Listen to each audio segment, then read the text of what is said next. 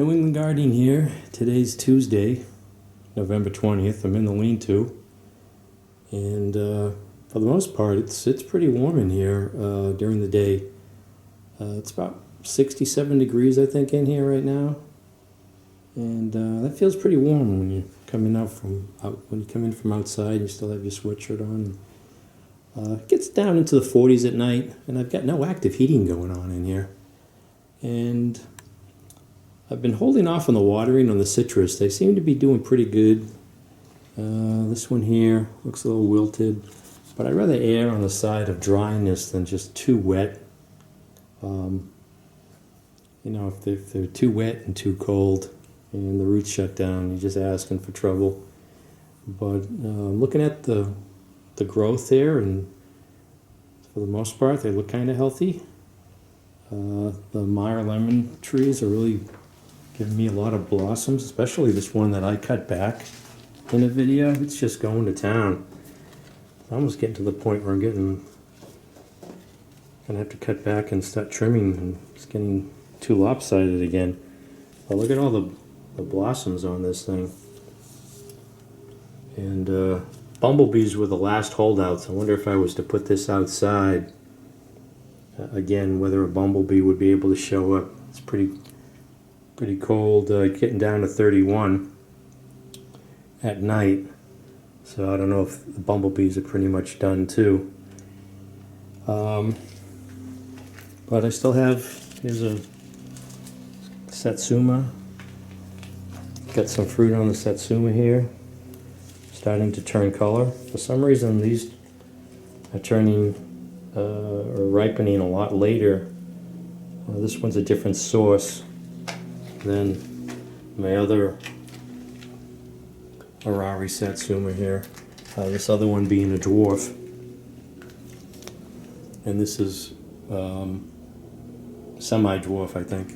So if this was in the ground in Florida, California, it would become a pretty good sized tree. But yeah, I've been holding off on the watering, and I just noticed some telltale signs here. I said, oh, got some leaf drop here, and I checked this out. I've been ignoring this, and again, there's some nice roots there at the surface. There's another leaf, but it's kind of dry. But again, I'd rather have it on the dry side. I've read that people, for the most part, it's overwatering and root rot that's going to kill your container citrus in cold climates than having it underwatered. So there's still a fruit on this, but yeah, there's still a couple of fruit. 1, 2, 3, 4, 5 still on this one. But yeah, I'm gonna have to give this a watering. But again, I'm real hesitant about giving it too much water.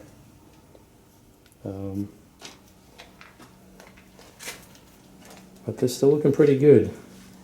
I don't even want to bring these into the house. I mean, I've learned my lesson. Really, when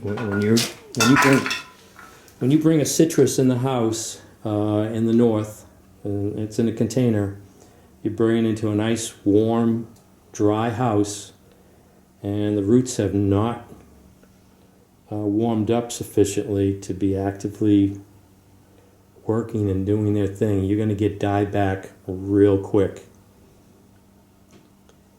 So I'd rather have the citrus out here and, relatively warm temperatures during the day, but cool again.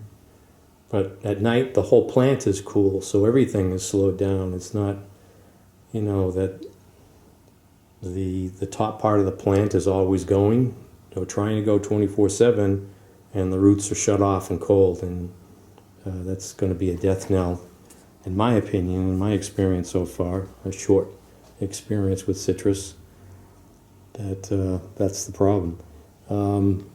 I did have these Meyer lemon trees in the house last year, and I think that's the trick, is to bring them in before it gets cold, so that to them there isn't a transition going on, instead of waiting until it's cold, damp, and wet outside, and then bringing them in, or even having them in the cellar and then suddenly bringing them in the house.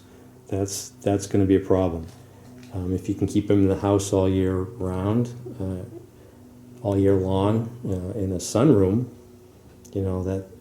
that's another option too. But I'd like to get them outside at least during the warm part of the season up here in the Northeast.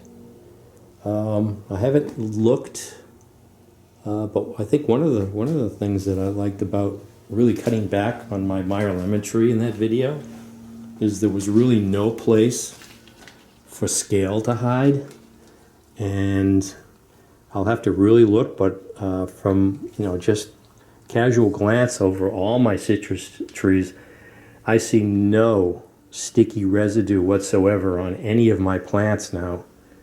That could change over the winter when there's no predators or they're not susceptible or subject to the elements, which sort of cuts back a little bit on those little buggers. But I'll have to go through these again just to take a look at the cottony, those little cottony guys. What do you call them? I forget. The cottony cushiony scale thing, but I don't even see those. So hopefully, I'm sure there's something somewhere. Wouldn't be that lucky, but yeah, pruning this back really cut back on.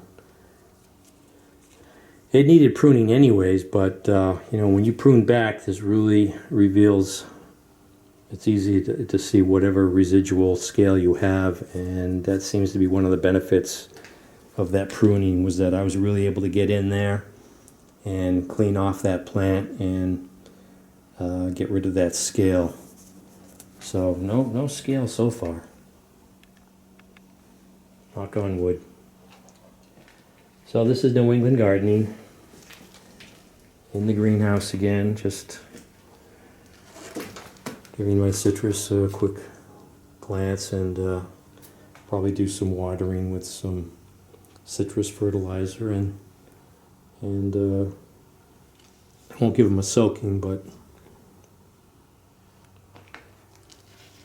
just moisten the pots up a little bit. So thanks for watching. Oh, I should probably pick these nice lemons that are on this Meyer lemon tree. Always producing. This one here is the next one that needs to be pruned.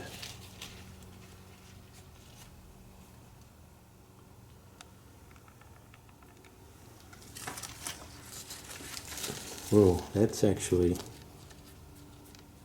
probably, I guess they don't fall off. That's kind of ripe. The rind is getting dehydrated, so I would say that's ripe. Nice. Thanks for watching.